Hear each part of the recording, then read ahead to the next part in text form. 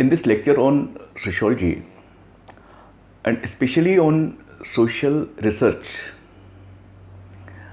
I am going to include various aspects relating to objectivity.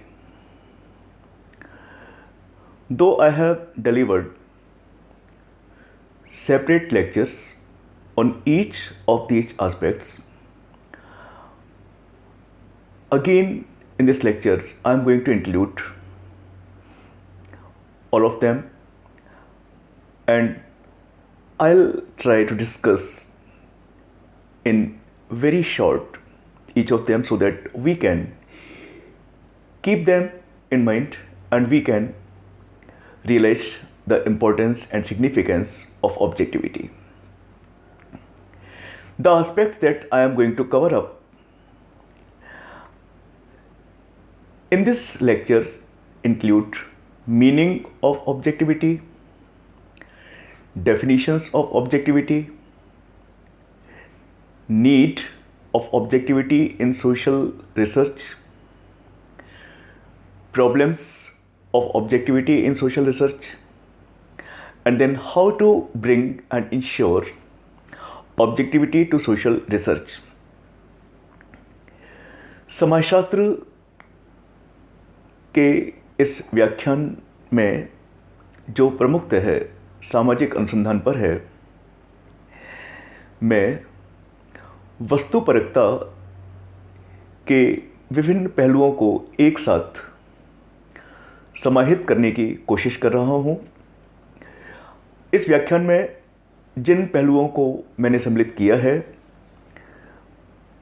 उनमें प्रमुख हैं वस्तुपरकता का अर्थ और परिभाषाएं, सामाजिक अनुसंधान में वस्तुपरकता की आवश्यकता और महत्व, सामाजिक अनुसंधान में वस्तुपरकता बनाए रखने में आने वाली समस्याएं और सामाजिक अनुसंधान में वस्तुपरकता किस प्रकार लाई जाए और किस प्रकार रखी जाए, इन चीज़ों को सम्मिलित करते हुए मैं आज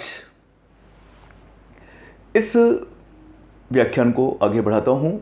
सबसे पहले I am going to take up the meaning of objectivity.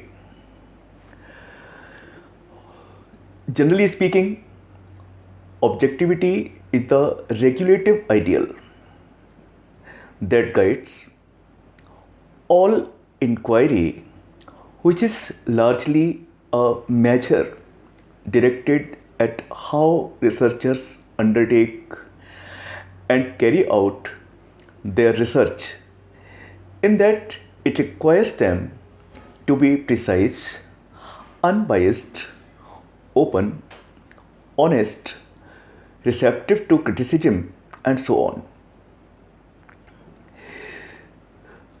वस्तुपरकता एक रेगुलेटिव आइडियल है, एक नियमित करने योग्य आदर्श है जो अनुसंधानकर्ता की समस्त इंक्वायरी को गाइड करता है। Objectivity means being aware and honest about how one's own beliefs, values, and biases affect the research process. Objectivity का तात्पर्य है अनुसंधानकर्ता का जागरूक रहना और इस बात के प्रति ईमानदार रहना कि किस प्रकार किसी व्यक्ति के विश्वास, मूल्य, उसके पक्षपात रिसर्च प्रोसेस को, अनुसंधान की प्रक्रिया को प्रभावित कर सकते हैं, और इस प्रकार से अनुसंधानकर्ता ये भी जागरूक रहे कि वो जिस अनुसंधान कार्य को कर रहा है, जिस अध्ययन को कर रहा है, उसमें किसी भी स्तर पर उसके किसी भी पहलू में किसी भी प्रकार का कोई पक्षपात नहीं करना. So in this way we can say that objectivity is defined as the basic conviction, basic strong belief that there is or must be some permanent historical matrix or framework to which we can ultimately appeal in determining the nature of rationality, knowledge, truth, reality, goodness और rightness. अनुसंधान के अर्थ के बाद में अब हम बात करेंगे अनुसंधान की कुछ परिभाषाओं की. जिन परिभाषाओं को मैंने सम्मिलित किया है उनमें 3 हैं. ग्रीन की परिभाषा है, कार की परिभाषा है और रॉबर्ट बीरस्टीट की परिभाषा है. इन तीनों परिभाषाओं में ही ऑब्जेक्टिविटी के बारे में पर्याप्त रूप से प्रकाश डाला गया है. So after telling you the meaning of objectivity, I am going to share with you 3 very important definitions of objectivity given by Green, Carr and Robert Bierstein. According to Green, objectivity is the willingness and ability to examine evidence dispassionately. So Green defines objectivity as the willingness and ability of the researcher, and this willingness and ability enables him examine the evidence quite dispassionately, without being passionate, without being personal. As far as Carr is concerned, Carr says objectivity of truth means that the phenomenon would be a reality independent of beliefs, hopes or fears of any individual, and all which we find out not by intuition and speculation but by actual observations. So Carr's definition of objectivity throws ample light on the nature of objectivity. First, objectivity of truth. It simply means that objectivity relates to truth. वस्तुपरकता सत्य से संबंधित होती है. Then in objectivity, or say in objective studies, there is no room for personal beliefs, hopes of the individual, fears of the individual, no room for the intuition of the researcher, no room for the speculations made by the researcher, and that it is based on actual observations. Actual observations are there. If the social scientist or social researcher, or say a researcher, wants to maintain objectivity in his study, he needs to be free, he needs to be independent of all his personal beliefs, all his personal speculations, all his personal hopes, all his personal fears, and he needs to be free from his intuition, and his sole focus should be on the actual observations of the problem made by him.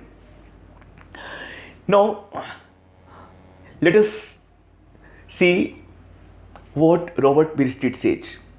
He says, objectivity means that the conclusions arrived at are the result of inquiry and investigation are independent of the race.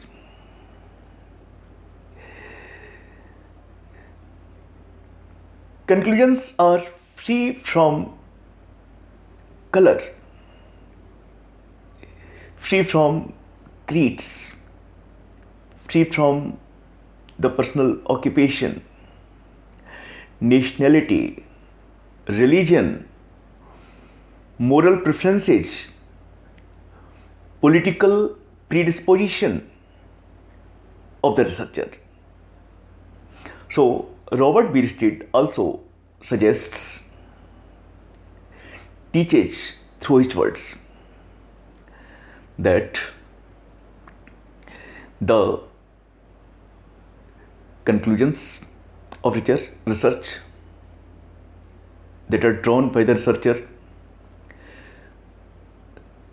should be entirely, absolutely free from the race which the researcher belongs to. Conclusions should be free from the creeds, strong beliefs,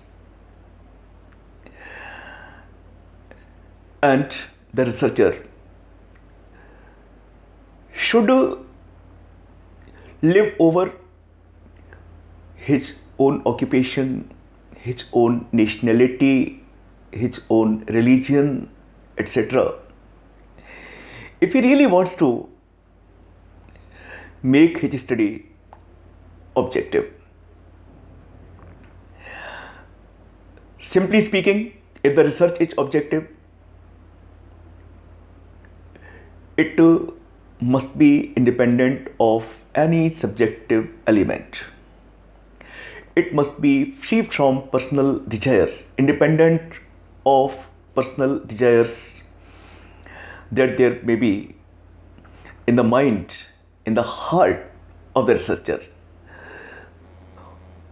Now, let us discuss those regions that make it essential for the researcher to maintain objectivity in social research. As we know, complete objectivity is not possible in social science. The reason is simple. The researcher is a member of society. The units of information through which he gets the data are also members of society, and he relates to them. He has developed various types of relations with the people. So, complete objectivity seems to be too difficult.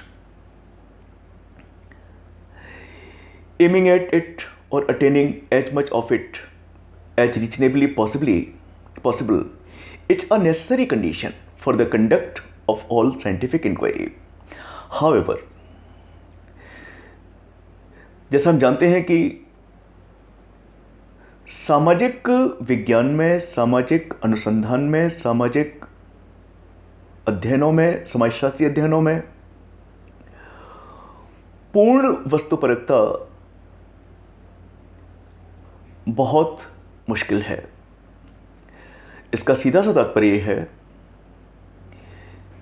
कि समाज वैज्ञानिक जो अध्ययन करता है तथा सूचना की इकाइयां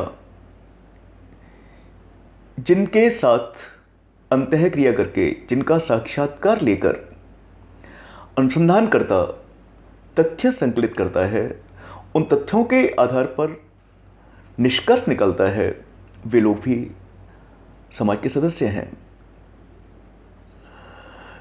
और अक्सर देखा जाता है कि अनुसंधानकर्ता के व्यक्तिगत संबंध या व्यक्तिगत पूर्वाग्रह बीच में आते हैं और अंततोगत्वा ये व्यक्तिगत संबंध, व्यक्तिगत अनुभव, उसका स्वयं का धर्म, उसकी स्वयं की संस्कृति, ये अनुसंधान के निष्कर्षों को प्रभावित करते हैं। 100% ऑब्जेक्टिविटी संभव नहीं है, परंतु इसका यह तात्पर्य नहीं कि अनुसंधान पूरी तरह व्यक्तिपरक हो जाए। अनुसंधानकर्ता को चाहिए, उसे प्रयास करना चाहिए, उसे इस बात के लिए मानसिक रूप से अपने आप को तैयार करना चाहिए कि जितना अधिक से अधिक हो सके वह आवश्यक रूप से वस्तुपरकता को कायम रखेगा और वस्तुपरकता को ध्यान में रखकर उसको कायम रखते हुए वह घटना का अध्ययन करेगा। Viewing inquiry as subjective or as an entirely individual matter would be the exclusion of all criticism. और इसके साथ साथ दूसरी आवश्यकता इसलिए है कि यदि हम ये माने कि अनुसंधानकर्ता जो इंक्वायरी करना चाहता है, और अगर हम ये माने कि ये पूरी तरह व्यक्तिपरक है, तो अगर ये मान के चलेंगे तो उस स्थिति में तो क्रिटिसिज्म को ही हमने पूरा एक्सक्लूड कर दिया। ये भी संभव नहीं है। Ignoring objectivity would be the exclusion of rational debate. और ऑब्जेक्टिविटी को अगर इग्नोर कर दिया तो वो एक तार्किक जो बहस है वो खत्म हो जाएगी। तो तात्पर्य है, जितना अधिक ऑब्जेक्टिविटी मेंटेन की जा सके उतना अधिक अच्छा है। ये निश्चित है कि अनुसंधान में इंक्वायरी भी होगी, सब्जेक्टिव इंक्वायरी होगी, उसको भी ध्यान रखना है।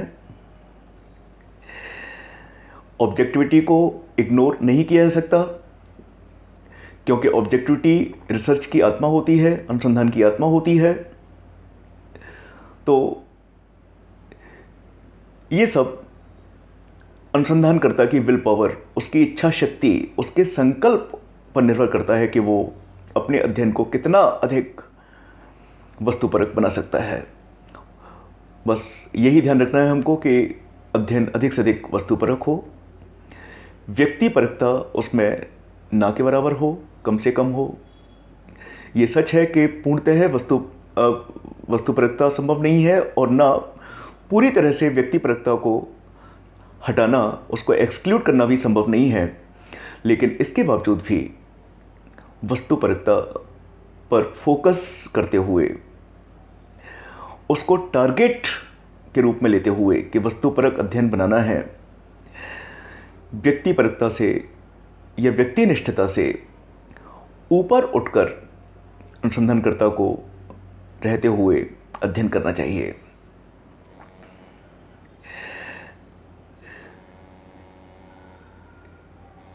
अब प्रश्न इस बात का है कि सामाजिक अनुसंधान में ऑब्जेक्टिविटी संबंधी क्या क्या समस्याएं हैं, ऑब्जेक्टिविटी क्यों नहीं आती। Social scientist is a part of human society and the judgments are subjective and coloured by researchers own experience. एक सबसे बड़ी समस्या ये है ऑब्जेक्टिविटी मेंटेन करने की कि समाज वैज्ञानिक मानव समाज का हिस्सा है, पार्ट ऑफ ह्यूमन सोसाइटी है, और उसके द्वारा घटना के संबंध में जो भी जजमेंट्स, निष्कर्ष, फाइंडिंग्स निकाली जाती हैं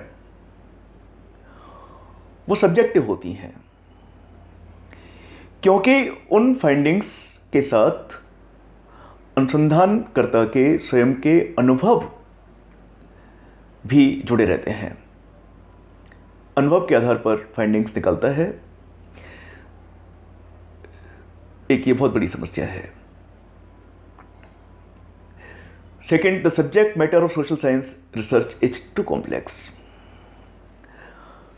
सामाजिक अनुसंधान की विषय वस्तु जटिल है, घटनाओं को समझना बहुत मुश्किल है, और उस स्थिति में अनुसंधानकर्ता को अपने विवेक, अपनी बुद्धि, अपने अनुभव आदि का प्रयोग करना पड़ता है. Then all propositions are limited particular social groups and contexts.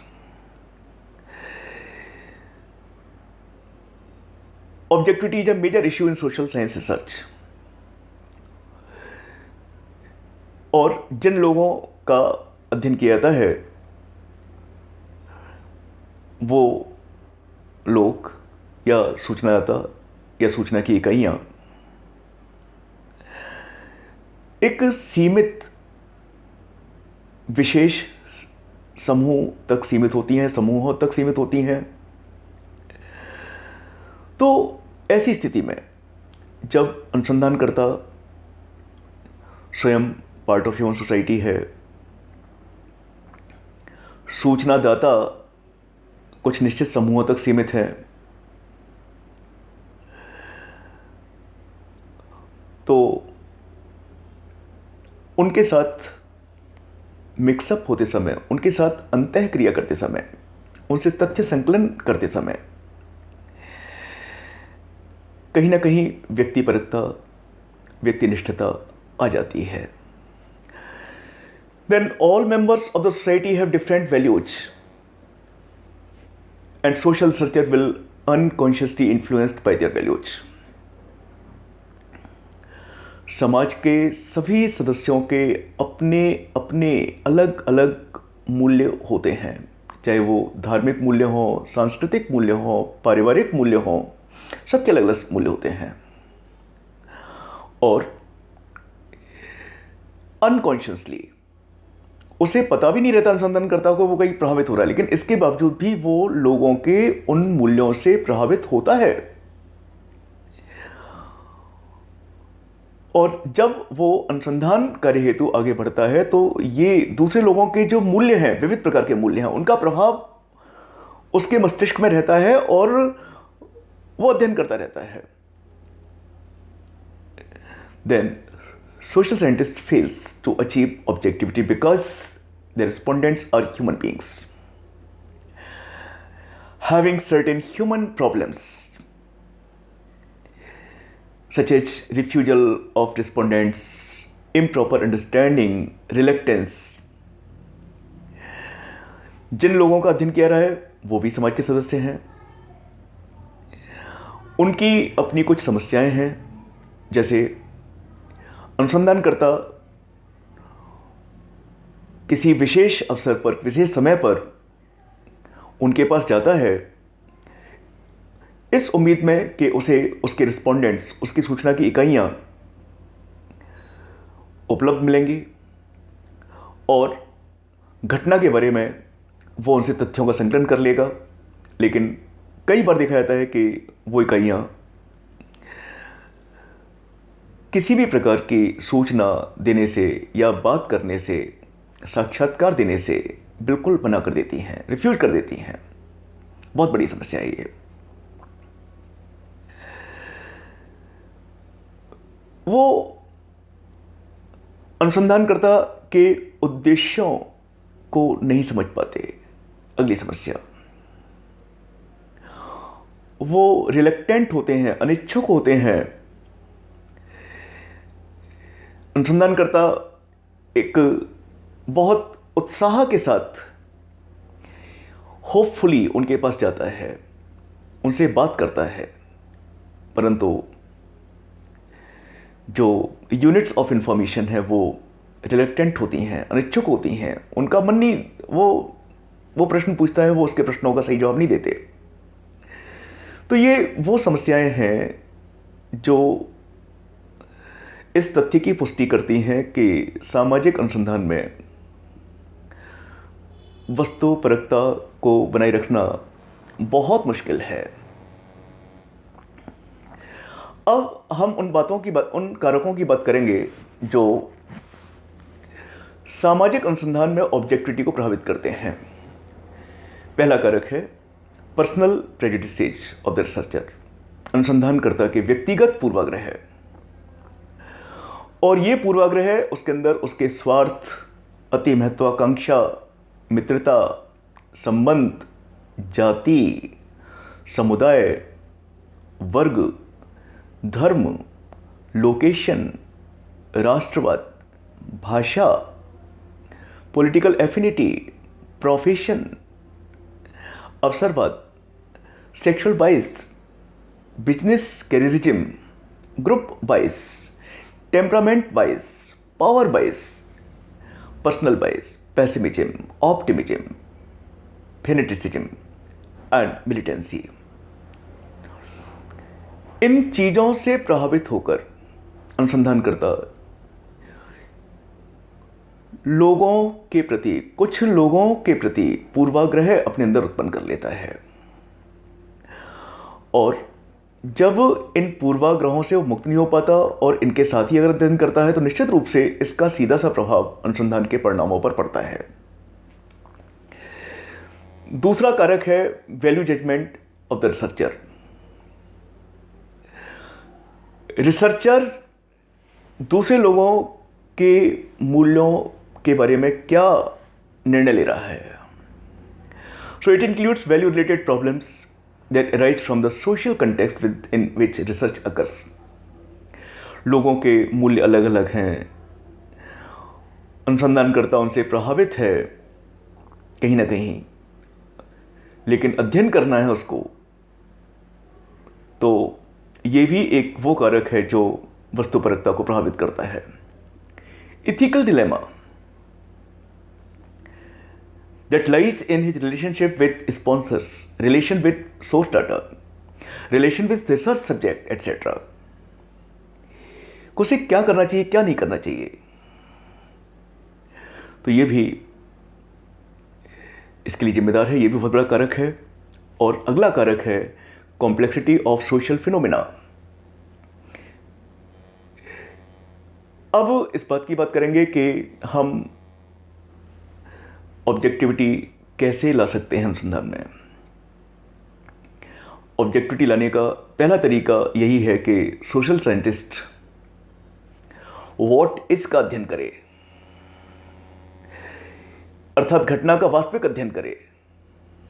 और घटना का वास्तविक अध्ययन करने से संभावना रहती है कि ऑब्जेक्टिविटी बनी रहेगी। तथ्यों के साथ कोई छेड़छाड़ ना करे। एक दूसरा तरीका अनुसंधान में वस्तुपरकता लाने का यह भी है कि अनुसंधानकर्ताओं को समाज वैज्ञानिकों के लिए पर्याप्त प्रशिक्षण की व्यवस्था हो। द सोशल साइंटिस्ट और researcher should be trained, properly trained in a way that they can conduct a research, they can do research properly. अगला उपाय है कि research must be taken in a transparent and open manner and should be subject to critique. कि अनुसंधान पारदर्शी हो, उसमें पारदर्शिता हो, खुले दिमाग से अध्ययन हो, व्यक्तिनिष्ठता से बिल्कुल मुक्त हो। और अगला उपाय है the social scientist should not advocate for a particular value. कि सामाजिक अनुसंधान को कर्ता को ध्यान रखना चाहिए कि उसे किसी व्यक्तिगत मूल्य की वकालत नहीं करनी, उसे तो अध्ययन करना है। He should keep himself confined to the study and he should not make any advocacy for any particular value. So these are some of the things, some of the ways that can ensure, that can bring about objectivity in social research.